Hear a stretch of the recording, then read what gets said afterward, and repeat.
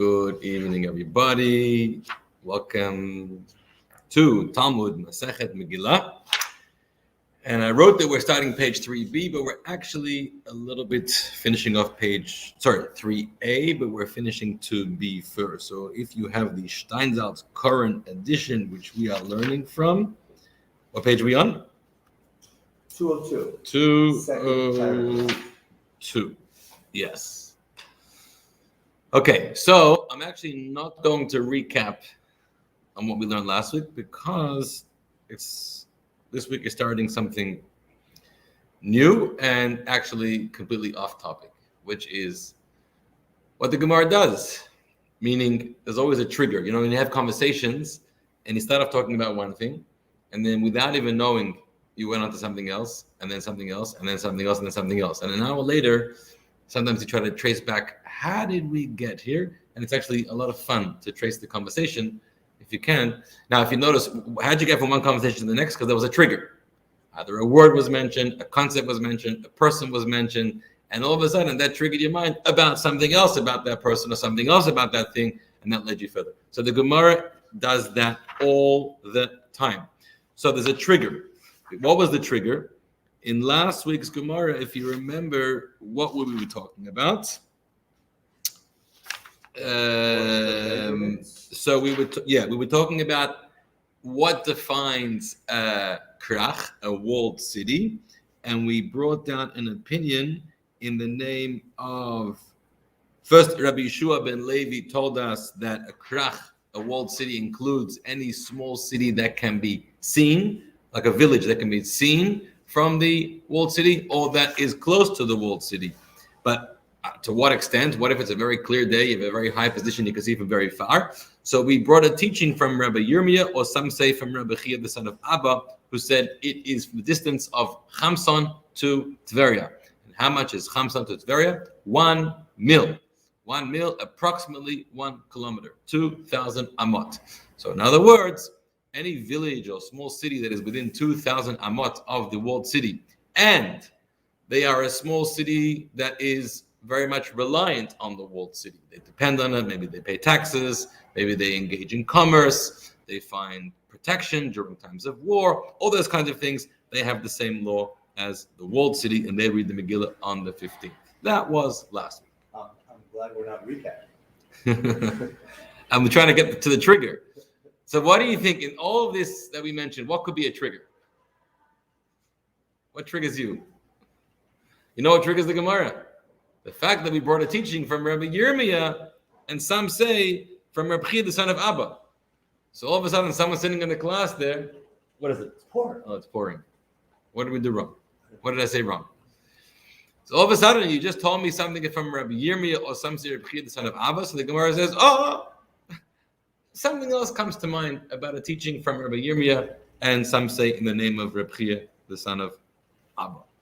Interesting, but it's another teaching that has the same two opinions or sources, either as Rabbi Yirmiyah or it's the Rabbi Chia, the son of Abba. Why there's so many teachings that we're confused about one of these two authors is the same, and the truth is, hopefully today we'll get to a third teaching that is again in the name of one of the two. So let's begin. Second paragraph, page 202. Amar Rabbi Chia v'yitem Rabbi Chia bar Abba. Rabbi Yirmiyah says, some say it's Rabbi Chia bar Abba who says, Menatzapach soifim amoram. What's menatzapach? Mem, nun, tzadik, pei, chaf. These 5 letters were all taught to us by the soifim. Who are the soifim? What does tzofeh mean? Har hatzofim. Isn't Sofa end? It says here. That's probably with a samach. Sof is end. Is it tzaddik? It says what? Here it says the seers. Okay, so tzoifim are the seers, like the Mishnah says, hakol tzafui. Everything is already foreseen in your life from God. Har hatzofim is called Mount Scopus. I don't know why it's Scopus, but it's Har Hatzofim because simply when you stand on that mountain, you can see the entire valley and the city of Jerusalem there. Scopus makes sense because when you scope something. And that what Scopus means? I would assume so.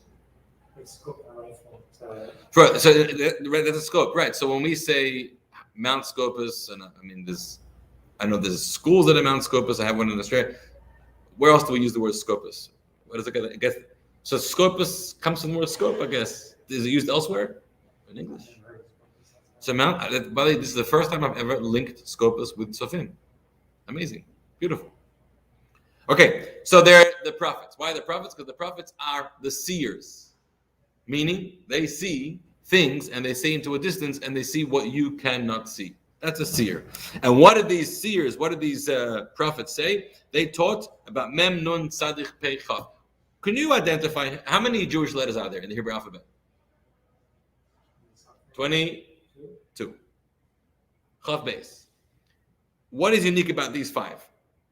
What is common amongst the Mem, Nun, Tzadich, Pei, Chaf? Oh, they're all final. They're all final letters. In other words, there's two of each. There's a mem, as you would have it in the middle, in the beginning or the middle of a word, and there's the way you would draw the mem at the end of a word. In Yiddish, called a schloss mem. In Hebrew, a mem sofit.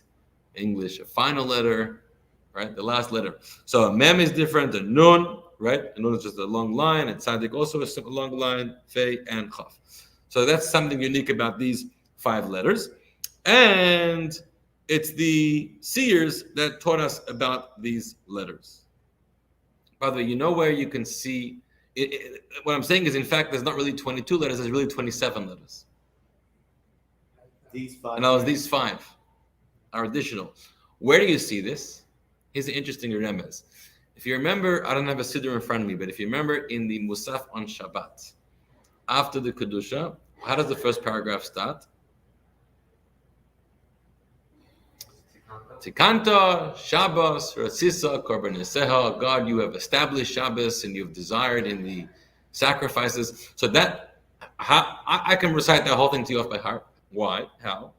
Well, you're going to say because I've been saying it, we've been saying it for 30 years. That's true. But also because it's in the order of the Aleph base backwards. Taf, Tikanta, Shin, Shabbos, Reish, Ratzisa, Kuf, Korban Neseha. How would you continue? Tzivisu, Peresheha, Im, Sidarei, Nesacheha. Megillah la'olam kavod imcha, tomer chaim zachu, v'gam ha'oyavim devareha gedula bacharu oz.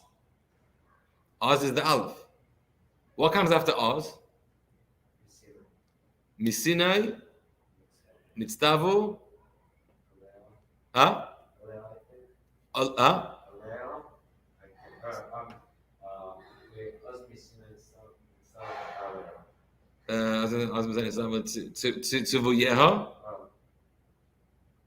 What's the pay?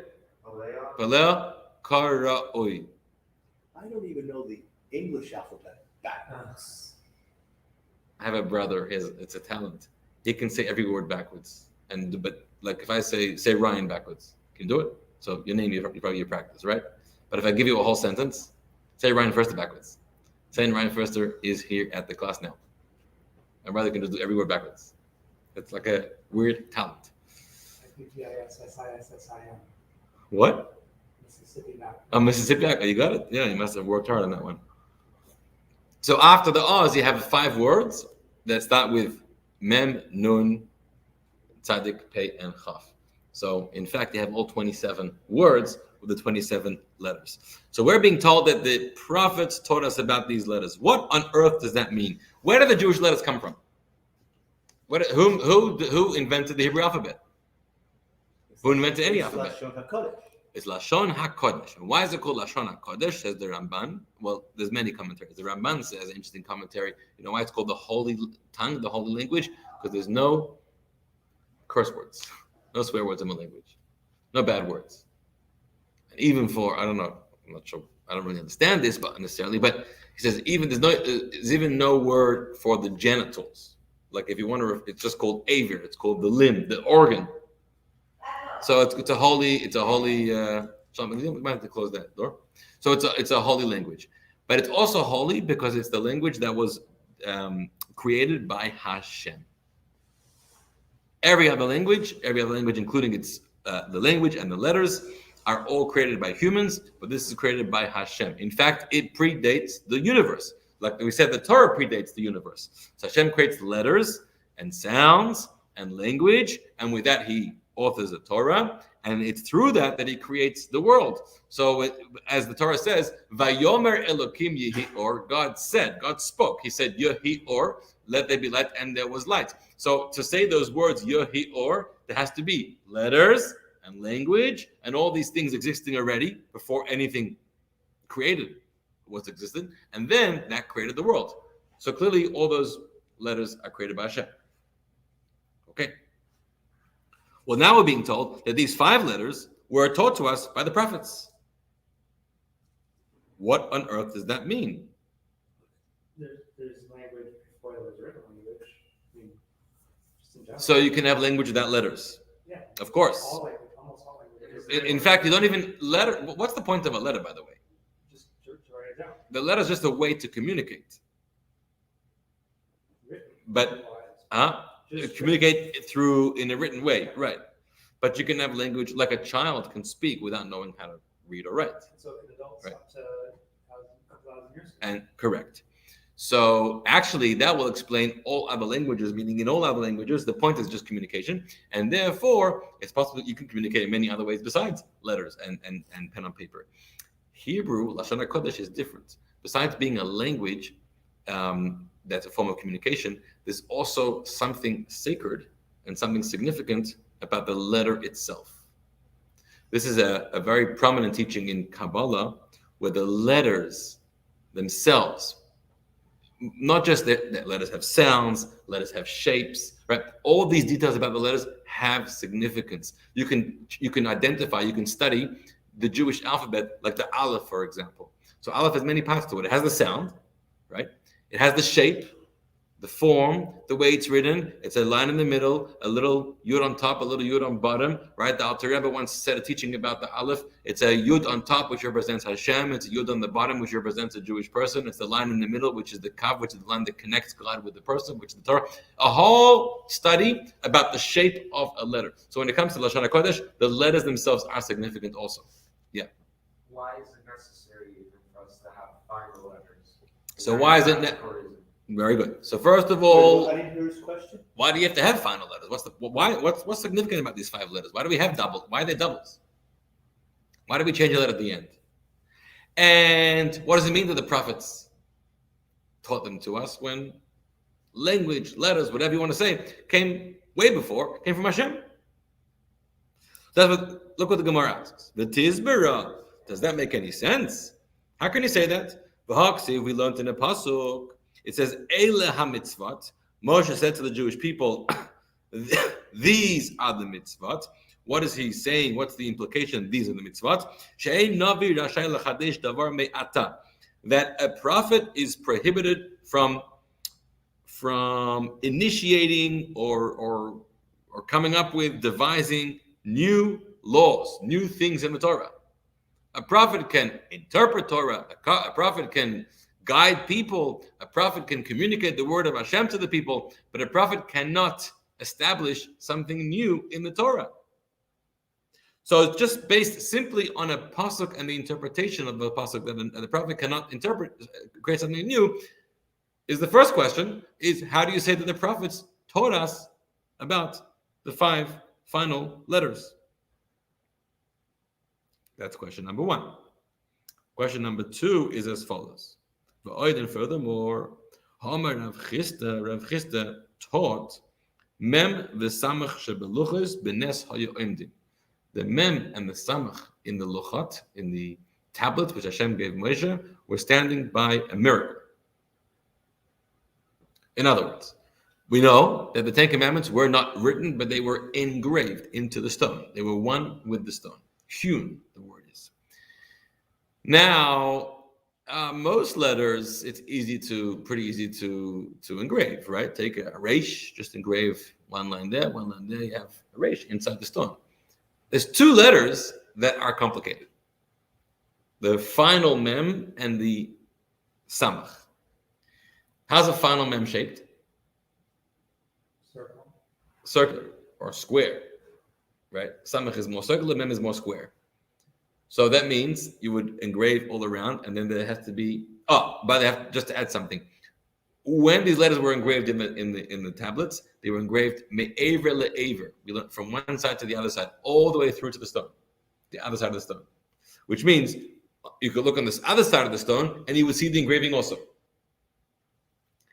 There are opinions, this is not necessarily so according to everybody, but there are opinions that the miracle was that there was another miracle going on over here, that they were engraved from front to the back of the stone, yet either side that you looked at it, the front or the back, you could see the text in its normal, correct fashion.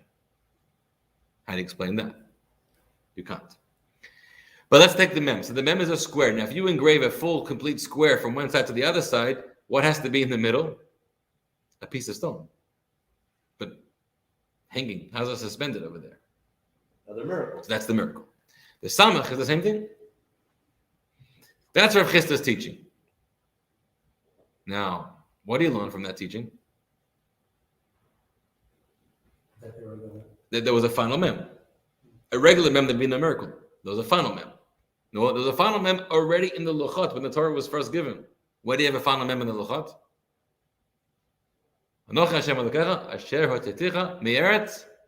It's Rayim. The mem at the end. No, there was already a final mem there because a regular mem would not be a miracle in the final mem. And so it exists already there. So what are you telling me that the prophets invented Torah about Menat Zapach, about these 5 final letters? They're already in the Luchot. Didn't it say that they interpreted it? What does that mean? They didn't create it. What did they do? Invent it. What did they do? Have a different form. The Hebrew says Tzofim Amarum. Okay, so you're getting on. We have to actually, we're going to have to interpret what Amarum means.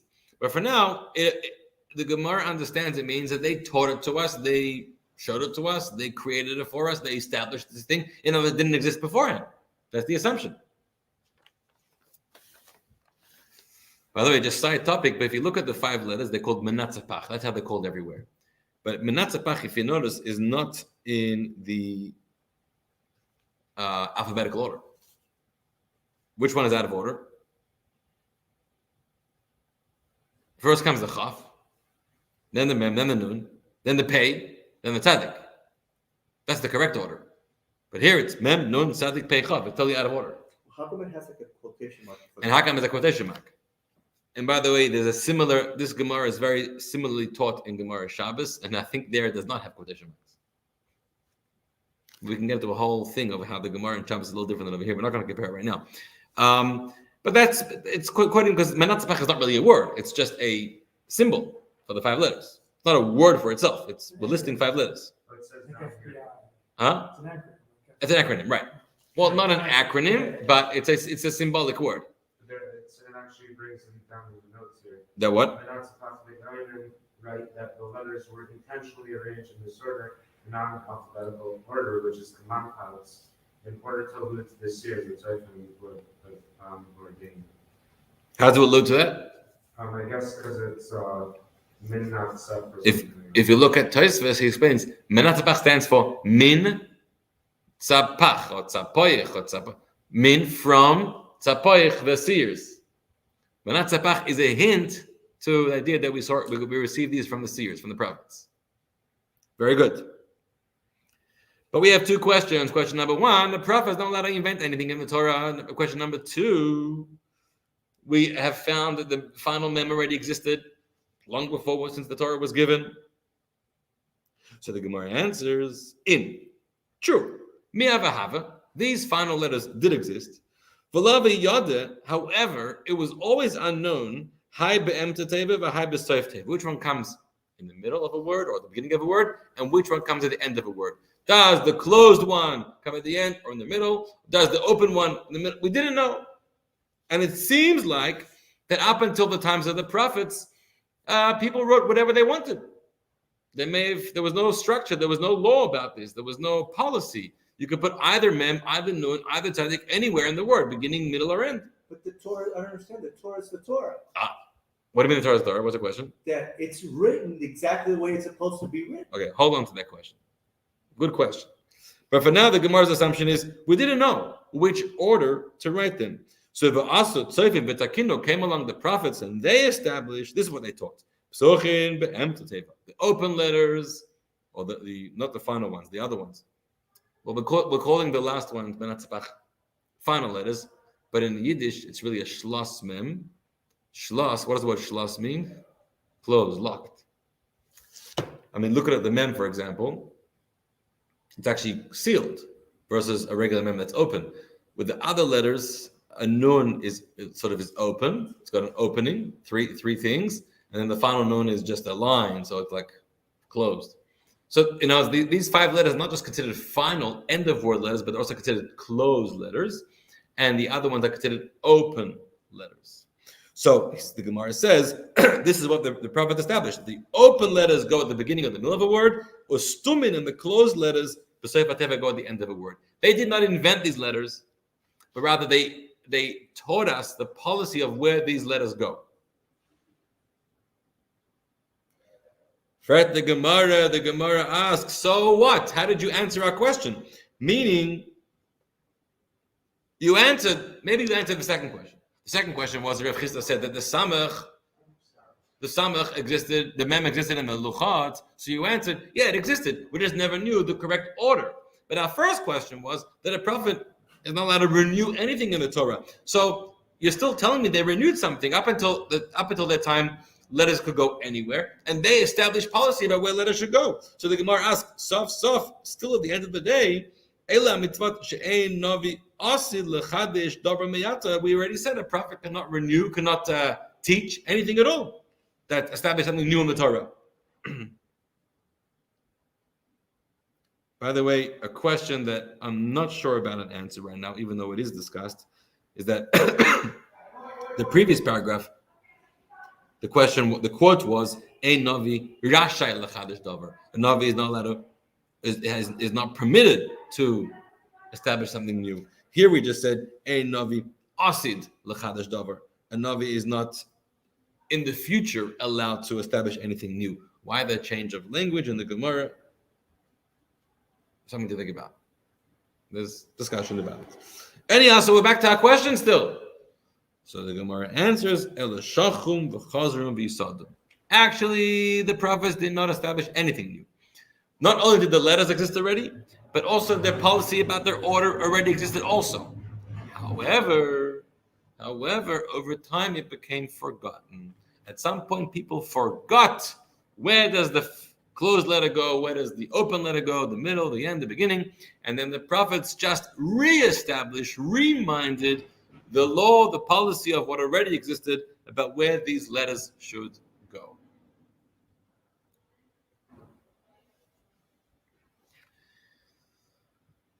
I'm going to get to your question now in a moment. I'm going to tell it to you. It's an important one. But first, just something else. According to the Gemara here, what's the origin of these letters? So we've been told, well, the Gemara says they come from the Tzofim. Who are the Tzofim? The prophets, right? It's a whole discussion about who these prophets are, which era are we talking about, and it's not clear. Rashi says the Nevi'e Doros, the prophets of generations. At some point, the prophets came. Okay, they didn't establish something new, but they just reestablished what was old and forgotten, etc. In the Gemara Yerushalmi, the Jerusalem Gemara, has a whole different interpretation about this teaching. It says the story like this. It just strengthens the concept here. It says, Menatzapach Tzofim Amrum, the Menatzapach were taught by the Tzofim. Who are these Tzofim? So the Gemara says a story. There was one day, something was going on in town. And for some reason, all the sages did not show up to the Bet Midrash. It was New Year's. It was something. And nobody came. And the children were running around. The children noticed that none of the adults came to Beis Medrash that day. And they said, well, we're going to let the Beis Medrash sit idle and nobody's going to study the whole day. We're going to go in and we're going to study. So the children went in there to fill the Bet Midrash with Torah. And they taught, and they were learning this concept, Menatzapach, Tzofim, Amarum. And they answered, and they said, if you look at the 5 letters, Mem, Nun, Tzadik, Pei, Chaf, they said, Mimaimer, Lemaimer, Minovi, Lenovi, Mitzadik, Letzadik, Mipeh, Lepeh, Mikaf, Lekaf. From the mimer, from the author of teachings to the author of teachings, from the prophet to the prophet, from the righteous to the righteous, from the mouth to the mouth, pe lepe, pe, and from the kaf, from the hand to the hand, that's where these letters came from. Meaning, they were referring to that these letters were given from Hashem straight to Moshe. They were halacha l'Moshe Misinai, given straight from Hashem. He's the Maimer, he's the Navi, he's the Tzaddik, he's the Peh, he's the original mouth, he's the original kaf. It came from Hashem. There was, according to the Yerushalmi, Tzayfim never referred to the prophets. It always referred to an illusion, according to these children, that it was always given from Hashem. And the Gemara says, and who were these Tzayfim? These children were the Tzayfim. Look what they taught us. And then the Gemara says that there were two great sages. I forgot their names. I think it was one was Rabbi Eliezer and one was Rabbi Yehuda, maybe. These two great sages were one of those kids that day who were studying in the Bet Midrash. The next time you see kids, first of all, it's nice to see kids just study. Second of all, when they do that, don't dismiss it. You never know what's coming out of there one day. I was in shul the other day, and I got there at 6:30 a.m. and a boy, a 10-year-old boy, was there learning Gemara. Gewaldig, amazing, He was, visiting from Yerushalayim or whatever. Serious. Beautiful, love it. Yeah. Okay, so now Mario's question, which is everybody's question. What are you telling me that there came a point in time in history that we forgot about these final letters? We forgot where they go. Do they go in the beginning, in the middle, and the end? And now the prophets or somebody has to come and remind us. Well, I think it's, remember what we said earlier, that Hillel was the only one that was able to tell them when the carbon. Oh, we had the same question there. How could you forget? And what did we answer? We don't have a very good answer for that. But here's even more. Torah scrolls have been around since Moshe Rabbeinu. Moshe wrote the first scroll. Moshe wrote 12 scrolls, gave them to all the tribes. Moshe translated to 70 languages. And ever since then, we've had Torah scrolls. How else? Not many, maybe, but every community or in the temple, there's always been a Torah scroll. Right? So this leads into something that we brought up last week. And the question, and the issue is the languages. Let's go back to the two languages. There are two. I'm going to read for you a Gemara. It's a Gemara in Sanhedrin, 21b. The Gemara offers three opinions about in which language the Torah was given. Now we know it was given in Hebrew, but what does Hebrew mean? So here are three opinions in the Gemara. One opinion is that of Mar Zutra, and he says, originally the Torah was given in Ivri letters and Ashuri language. Okay, so remember, this is the two languages. The one that's most common to us, that's called Ashuri. Why Ashuri? Different opinions what that word means, but Ashuri can also mean more beautiful. It's a more aesthetically beautiful font. I always thought it meant like Assyrian. It sounds like Assyrian. So it sounds like Assyrian, which is what Ashur often means, and there's a something to that about connecting. Maybe we'll even touch it over here. Can we identify the language to there? We'll see.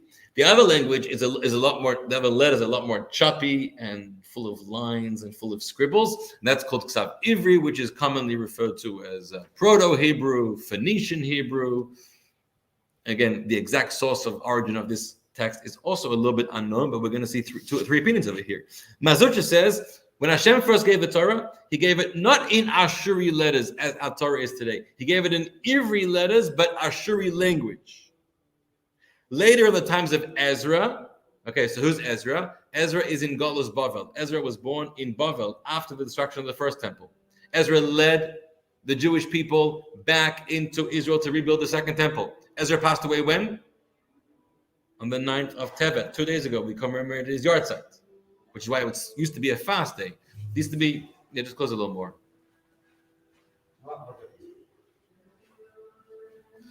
There used to be 3 fast days. The 8th of Tevet, the 9th of Tevet, and the 10th of Tevet. 3 consecutive fast days. People used to fast. Ryan asks how. No, you can eat at nighttime. Oh. From dawn to nightfall. The 8th of Tevet. What happened so bad on the 8th of Tevet? Wasn't that when they wrote it down? That's when King Ptolemy ordered the 72 sages to translate the Torah into Greek. And what's so bad about that? They passed the test. They passed the test. It was a miracle. So what's so bad about that? Why are we fasting? The Gemara says that day was as bad for the Jewish people as the day that the Jews worshipped the golden calf. Oh, because it was not Lashon HaKodesh anymore. I have a question. Moshe Rabbeinu himself translated the Torah to 70 languages, according to the way that we interpret the Torah. In the beginning of Dvarim, the pasuk says, "Hoyel Moshe be'er et Torah." Moshe began to be'er, to explain the Torah. Says Rashi, says the Gemara, 70 languages. So translations are not so wrong, apparently. And now we're fasting and we're. I think I know why, because it was for the Greeks. It was for their sake. Oh, so the Greeks were a big issue because the Greek nation was a big threat to the Jewish people, not necessarily a physical threat. This is going to the story of Hanukkah also, but it was a cultural threat, a threat of assimilation, a threat of all the Hellenists. You know how many Jews Hellenized, assimilated? The Greeks, in just consider Greeks like Americans, American culture. What has American culture done to the Jewish people today? What has freedom and enlightenment done to the Jewish people today? Like 60% assimilation. I heard a statistic that 100 years ago, 80% of Jewish people were religious. Today, probably 10% or less. That's all happened in 100 years. Now, the Holocaust, of course, did a lot of, around the world. The Holocaust, of course, out of the 6 million, many more probably religious Jews than non-religious, whatever. There's a lot of different data about it. In Germany, they were assimilated. Everywhere. Germany was one of the places where there was a strong enlightenment, and that's where the reform, and that's where the breakdown of the holy Masorah, holy tradition of Torah started to change. And some tried to change it in a way that they thought was beneficial and important for the adaptation and the future of the Jewish people, but wanted to do something a little off. Anyhow, it's clear that, let's not get into this now, but the modern, when we've encountered modernity and secularism, it's had a detrimental effect on the sanctity, on the observance and tradition of the Jewish people. Clear. Okay. Now the Greeks were that threat. So Ptolemy wanting to translate the Torah into Greek was really trying to take the Torah and say, let's Greekize it, let's Hellenize the Torah. And there's an issue with translations in general. This I'm also throwing out there because we're actually learning from a Gemara with translation. So thank God today we have translations, and without these Gemaras and the Siddur and the Chumash and every single Sefer printed in so many languages in the last 50, 60, 70 years, thank God this has enabled Torah to be accessible to gazillions more Jewish people than once upon a time. That being said, translations are always an issue because you're never getting the real meaning or the real potential meaning of what the Torah is saying. Somebody who's only studied Torah from the English is everything needs to be taken with a grain of salt because now you're trusting the translator.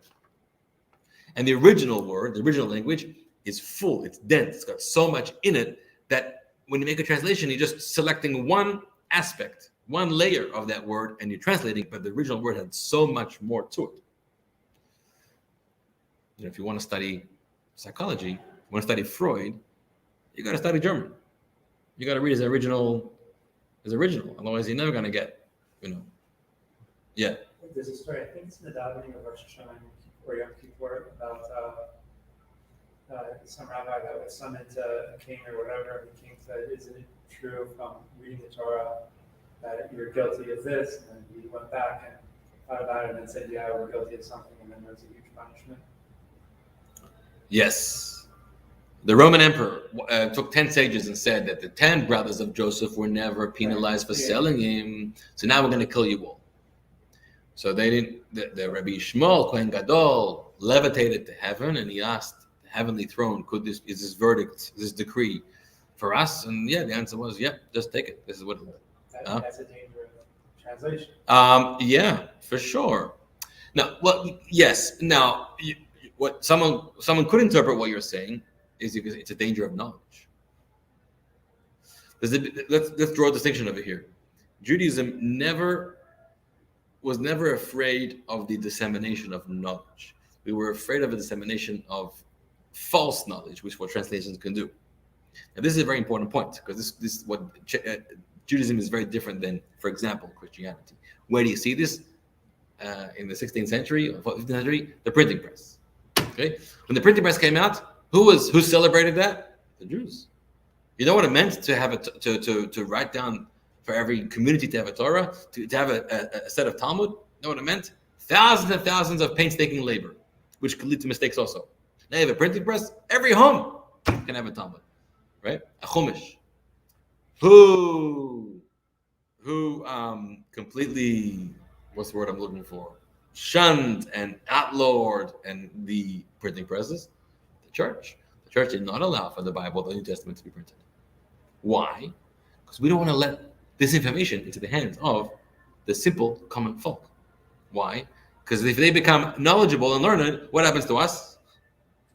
We lose our power. We're out of a job. Our whole job is based on our power. We have access to the wisdom and you don't. So Judaism, we always wanted the Torah Tziva Lanu Moshe. It's my Torah. Every person, there's a mitzvah for every person to study the whole study the Torah and to know the whole Torah. It's a mitzvah for this most simple person, men, child, and women. Some things for sure. So disseminate knowledge for sure, but proper knowledge, not false knowledge, which is the risk of every translation. But just by the way, and this is where it becomes really confusing, is that the Gemara says that a kosher Torah scroll is only one that's written in Hebrew. If you write a Torah scroll in English, in French, it's not a kosher Torah scroll.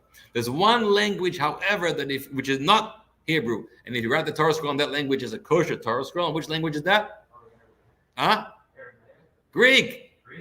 Greek is the only language as a kosher Torah scroll. And why is that? And why is that? The Gemara says it's the law. Here we're busy fasting on what the Greeks did to the Torah scroll, but we're saying that, by the way, it happens to be the only kosher language. Apparently the Greek language is able to encapsulate the Torah. No, I don't speak Greek. Somewhat similar. Wait, is it phonetically? Is it Hebrew words with Greek letters, or is it Greek words? I don't recall right now. I think Greek language. The Greek language is somewhat similar to Hebrew because that alphabetum, the sentence for God. Greek Also, the fraternity language itself is kind of similar. Where we use a lot of Greek letters nowadays. Yeah. Or more Latin we're using much more than. I mean,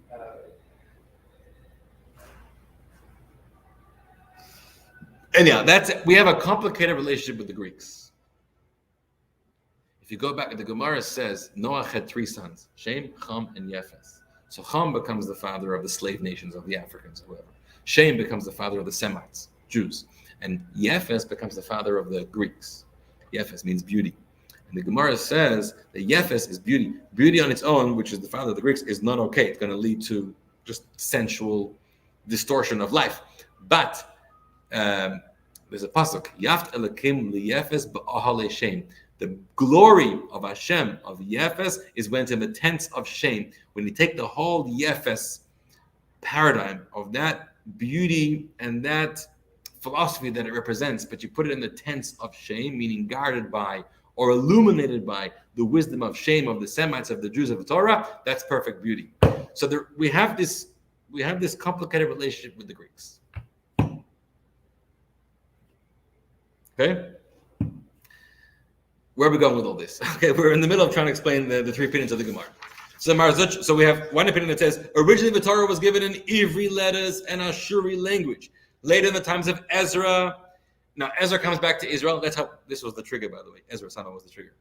Ezra comes back to Israel and he sees devastation. Jewish life is finished. Jews have married to non-Jews. People have forgotten the Torah. It's been 70 years of spiritual desolate wasteland in Israel. So Ezra rebuilds Jewish life and he becomes a famous sofer. He's the scribe. He knows how to write a Torah. He knows the Torah in its pristine form, and he writes the Torah. How so? He switches it in Ashuri script and Ivri language. First, it was given in Ivri script, Ashuri language. Ezra writes the Torah in Ashuri script and Ivri language. And later, the Jews accept this. The Jews say, we're going to write our Torah in Ashuri script, Ashuri language, and we're going to leave the Ivri characters, Ivri script for the commoners. Who are the commoners? So the simple folk. So according to Mar Zutra, First of all, the Torah was originally given in Ivri. So Ivri is the weird stuff. Yeah. There's Hebrew language. Yeah. And those are the letters. Oh, no. That's not clear what the Gemara is saying. Because it says, Ksav Ivri, but Lashon Ashuri.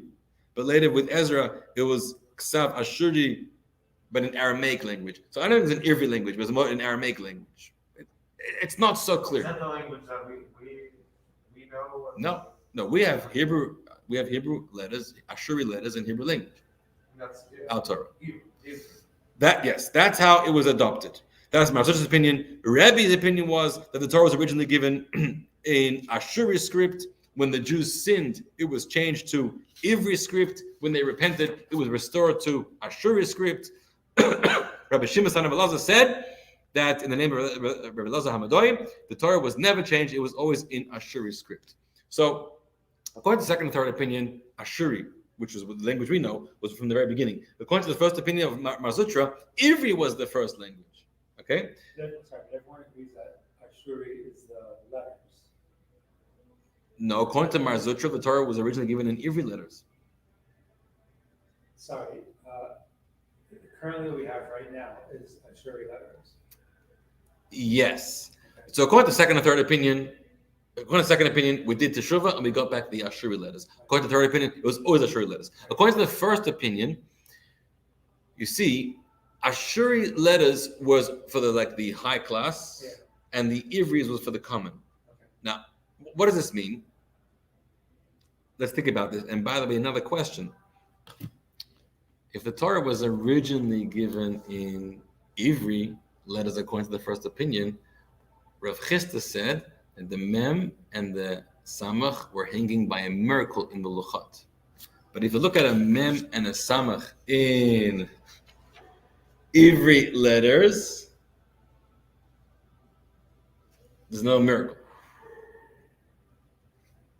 I don't know if they have final letters over here. The only miracle is the ayin, because the ayin happens to be a circle in every letters. So there is an opinion elsewhere that the ayin was the miracle in the Luchat, not the Mem and the Sam. Where these three opinions? Where is their source for these opinions? The Gemara is saying this is what everyone had their different traditions. I can't tell you which is right, which is wrong. But let me tell you the fact, what it seems over Jewish history. The fact was there's a long period of time that most people did not know Ksav Ashuri, the Ksav that we know today. The average person, for sure, during the times of Galut and in Bavel, and maybe times of the Second Temple, maybe during the time of the First Temple, certain people knew the original Ashuri language. Most people did not. Most people knew the Ivri language. And that's pretty much the Yes. established. Yeah, that's clear. Why am I telling you that? Rather, even according to some say, even according to the first opinion, according to Marzutra, that the Torah was originally given in Ivri language. No, they say the original Luchot that Hashem gave to Moshe was Ashuri. But once Moshe starts to write a Torah for the first time, dictated by Hashem, he writes it in Ivri. How could he give a change? Where did Ivri come from? Maybe it came from God also. I don't know where it came from. Maybe Hashem taught it to him. But why would you have the Luchot in one So script? So we said that the Ivri was more of a common language, that people knew that more. But back in the original day, no one knew anything. You could teach them anything with Moshe. But there's another opinion that the Ashuri is a much holier language. The Ivri is a much more mundane. And here we're talking on a spiritual level, the sanctity of the language. And the higher level sanctity of the Ashuri language was not intended to be given to the people. It was on the Luchot, it was in the Holy of Holies, it was put in the Aron, put in the Ark. That's where the whole language is. That's why it's a whole experience of to open the Ark and see the original whole language. But when you give it to the people and you put it in their homes, you give Ivri. Right? So now you're asking a question, or we asked a question. What does it mean that we forgot where the final letters go? Beginning, middle, end. Just look at the Torah scroll. You find out where the final letters go. How did it become forgotten? There was always Torah scrolls. Go to the original Torah scroll. Continue on from there. You'll see final letters are always at the end of a word, and open letters are in the middle of the word. How did it get forgotten? The prophet had to remind us again. So now you know the answer. What's the answer? With different scripts. Everyone only knew Ivri. Ivri doesn't have any final letters. No one knew Ashuri. So Ashuri became forgotten. So the prophets came to teach us back the Ashuri language. I guess certain people held on to Ashuri, knew it. Most people did not.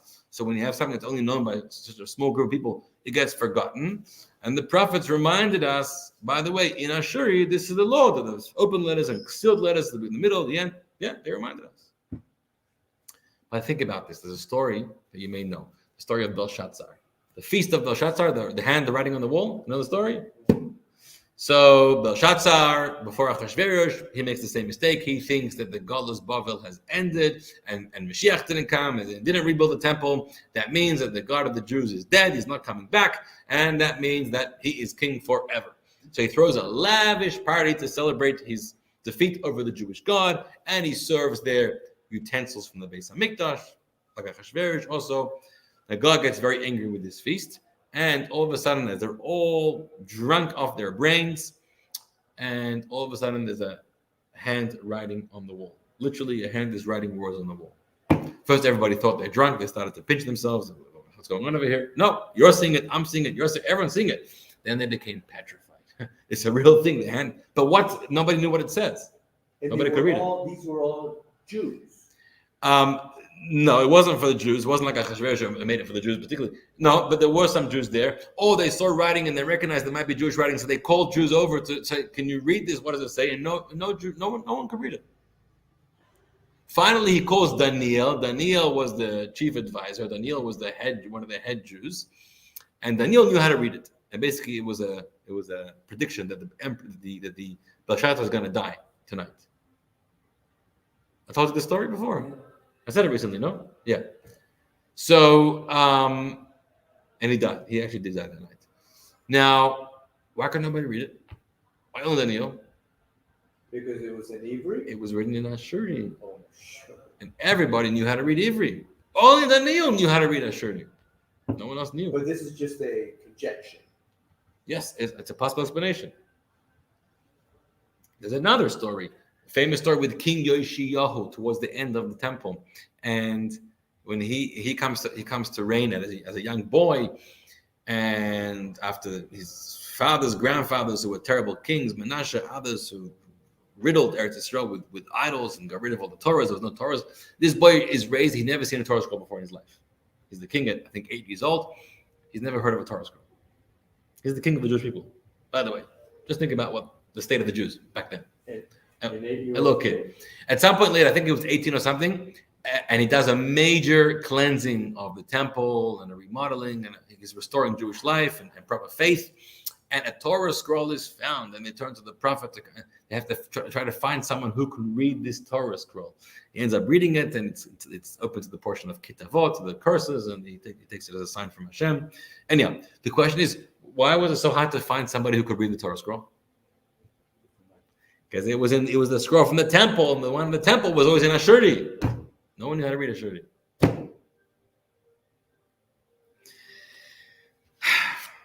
Understand? Pretty fascinating, right? Yeah. Look, we developed, I don't know, I'm not sure when this is, a script language for Hebrew, right? When you were in school, how did you write? A script. Where's that script from? And if that's all you got to know, you would never know how to read an original Torah. Rashi script is also, I always say, who did not know how to read Rashi script? Rashi. Wait, I don't think the Spartan actually had the cursive. The script, the cursive? I'm learning in school. I don't think that the Spartan had. When you write in school, you write cursive, right? Ladino, which was spoken in the Spartan. Ladino didn't have cursive? They had Rashi. That was their script. Oh, they wrote Rashi. Okay, yeah. But that's also a pretty modern, recent font. When you say recent, what do you call recent? I think it was invented by a printer. Who invented it? When he was printing a text and then a text on the side, and to distinguish. For now, you can distinguish between the Rashi and the Tosfos and Gemara because of the size of the font, the different font. In those days, you didn't have size and thickness and bold, and So how do you distinguish between a text on top, text on a different font? That's how you distinguish. But by the way, Rashi font is going to be obsolete soon. No one's going to know about it anymore, or because they're not. It's already in many Sfarim. Here it has already in many Sfarim. There's no more Rashi script anymore. If we take, I'll give you an example. The original, when in Kahas, the Chabad publishing house was printing originally the Alter Rebbe's Maimarim, the Likutei Torah, it was all printed in Rashi script. And in the 80s, the Rebbe went on a big campaign, changed everything to the square Ashuri script. First of all, it's a nicer one, and it's time to restore the original language. And with vowels or without vowels? It doesn't have vowels. That's the next step. But there'll be a time that it won't be, soon enough, it's not going to exist anymore.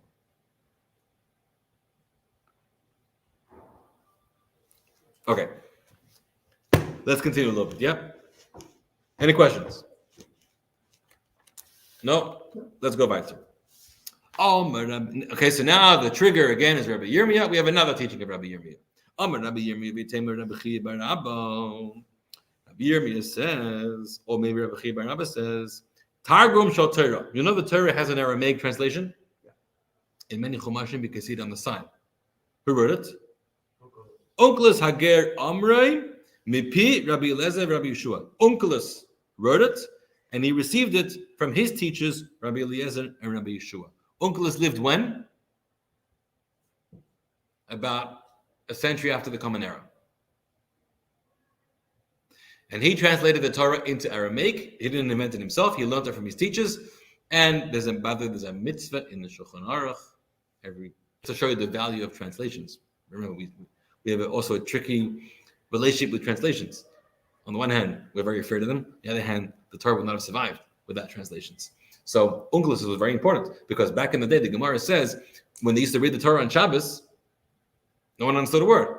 So the Balkar read the original Torah, and there was always a meturgaman, a translator, who simultaneously, verse by verse, or paragraph by paragraph, read the Torah in a translation.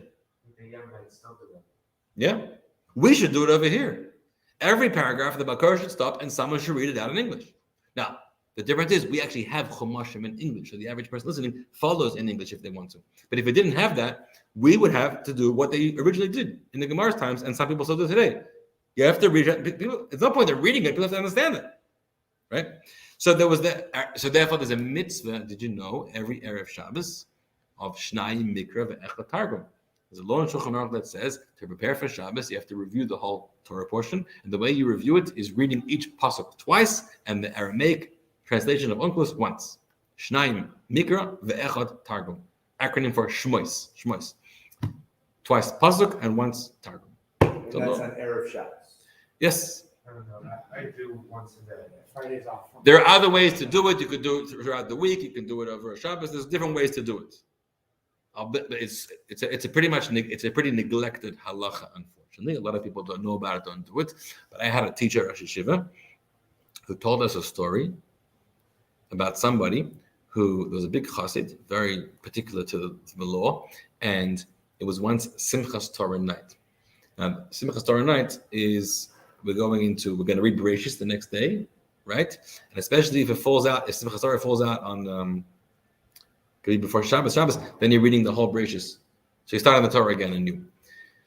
So it was Simchas Torah night, and he remembered that there was 1 week in the past year that he forgot to do Shnai Mikra ve'Echad Targum. He forgot to review the parsha that way. However, he forgot which week that it was. So he sat down, and he did it for the entire Torah. He went through the whole Torah, twice the pasuk and once the Targum, because he forgot which one that he forgot. Okay. Now, for us average people that don't know Hebrew that well, are we supposed to do it twice read it in Hebrew, English, and Onkelos? So, by the way, there are opinions. For example, if you do Chumash Rashi, if you study the Chumash every day, for example, which you should, if you do the pasuk, you do the translation, you do the Rashi commentary. If you do that, you are fulfilling this law. But the original law was that the original. Yeah, I'm not sure about the twice aspect, but the original idea was to read the Targum because that's how people understood it. Today, if you read the English and you read the Rashi, that's how you understand Torah today. That's like a loophole for today. Anyhow, Onkelos translated the Torah to Aramaic. Then Targum Shanavim, we have an Aramaic translation of the prophets.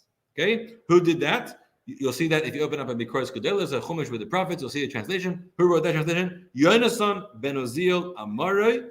Yonasan ben Oziel, he lived in the 1st century before the Common Era. He translated it. Mipi, he learned it from Chagai, Zechariah, Malachi, the great prophets Chagai, Zechariah, Malachi. Now, let me just, Yonasan ben Oziel lived hundreds of years after Chagai, Zechariah, and Malachi. How could he learn it from them? Another lecture? Maybe somewhere else.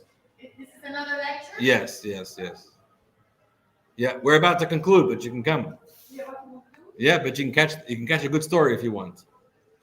So Chagai, Zechariah, Malachi were the last prophets, hundreds of years before Yonasan ben Oziel. So Yonasan ben Oziel did not learn from them directly, but he learned, received tradition from them. Who was Yonasan ben Oziel? Next week we'll learn what happened, more about the translation. But we'll just say one story. Yonasan ben Oziel, you know who he is? Where's he buried? He's got a very famous burial place. People go there to pray for a shidduch. Where do you go to pray for a shidduch in Israel?